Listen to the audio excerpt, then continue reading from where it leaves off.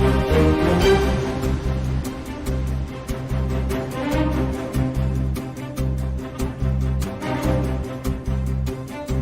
दिन गलत इंजेक्शन या गलत इलाज की वजह से लोगों की मौत के मामले को देखते हुए मध्य प्रदेश का सिरोंज प्रशासन एक्शन मोड में है।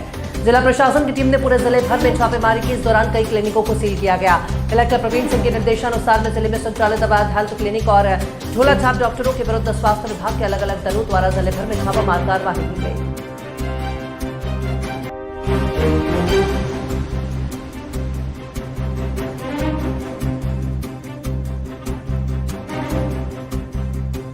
तिरुपति मंदिर प्रसादम विवाद पर बागेश्वर धाम के पीठाधीश पर पंडित धीरेन्द्र कृष्ण शास्त्री की पहली प्रतिक्रिया सामने आई है।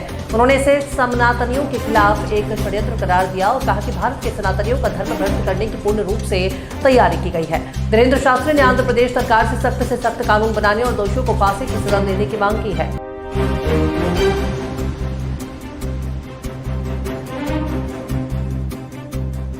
उत्तर प्रदेश के इलाहाबाद हाई कोर्ट ने SC/ST एक्ट के दुरुपयोग पर चिंता व्यक्त करते हुए कुछ निर्देश दिए हैं। कोर्ट ने इस एक्ट से जुड़े आर्थिक लाभ पर खास तौर से चिंता जताई है। इसके साथ ही कोर्ट की ओर से राज्य सरकार को निर्देश देते हुए निगरानी तंत्र बनाने के लिए कहा गया है। कोर्ट ने कहा कि झूठी शिकायतें देने वालों के खिलाफ इस मामले में कार्रवाई होनी चाहिए। अरविंद केजरीवाल ने बीजेपी पर बड़ा हमला करते हुए कहा कि इन नेताओं को केस और मुकदमों का फर्क नहीं पड़ता। इनकी चमड़ी मोटी है, हालांकि मैं ऐसा नहीं हूं, मैं नेता नहीं हूं, मेरी चमड़ी मोटी नहीं है, मुझे झूठे केस लगने से फर्क पड़ता है। मुझे चोर और भ्रष्टाचारी कहा जाता है तो फर्क पड़ता है। मैं बहुत दुखी हूं, इसलिए इस्तीफा दिया। मैंने अपने जीवन में केवल इज्जत और ईमानदारी कमाई है, मेरे बैंक में कोई पैसा नहीं है।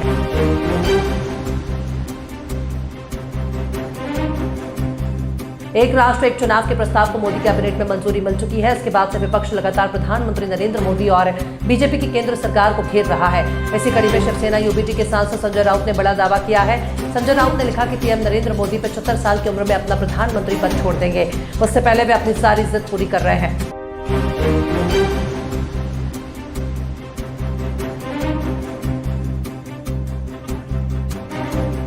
मुंबई यूनिवर्सिटी सीनेट चुनाव की तारीख बढ़ गई है। चुनाव 22 सितंबर रविवार के बजाय अब 24 सितंबर को होगा। बॉम्बे हाईकोर्ट ने मामले में सुनवाई की। मुंबई यूनिवर्सिटी ने शहर में कानून व्यवस्था का हवाला दिया। अदालत से मांग की गई है कि शहर के माहौल को देखते हुए 2 दिन का और समय दिया जाए। मुंबई यूनिवर्सिटी के अनुरोध को हाईकोर्ट ने स्वीकार कर लिया। झारखंड के मुख्यमंत्री हेमंत सोरेन ने गुरुवार को भारतीय जनता पार्टी और केंद्र सरकार पर निशाना साधा।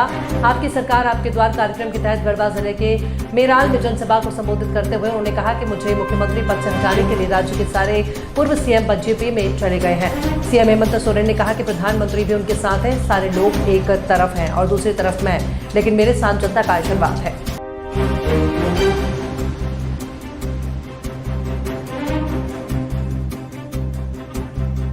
मोल इंडिया ने अपने घी के तिरुपति मंदिर में सप्लाई किए जाने को लेकर एक दिन पहले सफाई जारी की थी। कंपनी ने एक दिन पहले स्पष्ट किया था कि उन्होंने कभी भी असली घी की सप्लाई तिरुमाला तिरुपति देवस्थानम को नहीं की है। इसके बाद सोशल मीडिया पर ऐसे कई दावे किए जा रहे थे। कंपनी ने कहा था कि ये सब अफवाह है।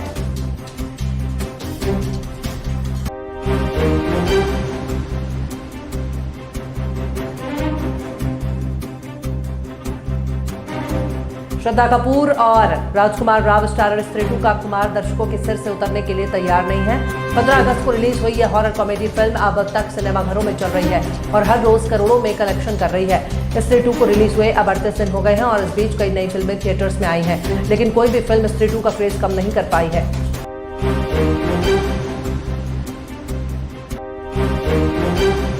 भारत और बांग्लादेश के बीच खेली जा रही 2 मैचों की टेस्ट सीरीज का पहला मुकाबला चेन्नई में खेला गया। चेन्नई टेस्ट में टीम इंडिया ने 280 रनों से जीत अपने नाम की। पूरे मुकाबले में टीम इंडिया का दबदबा बरकरार रहा। बांग्लादेश मुकाबले में सिर्फ संघर्ष करती हुई दिखाई दी। इस हार के बाद बांग्लादेशी कप्तान नजमुल हुसैन शांतो ने बड़ा ही चौंकाने वाला बयान दिया।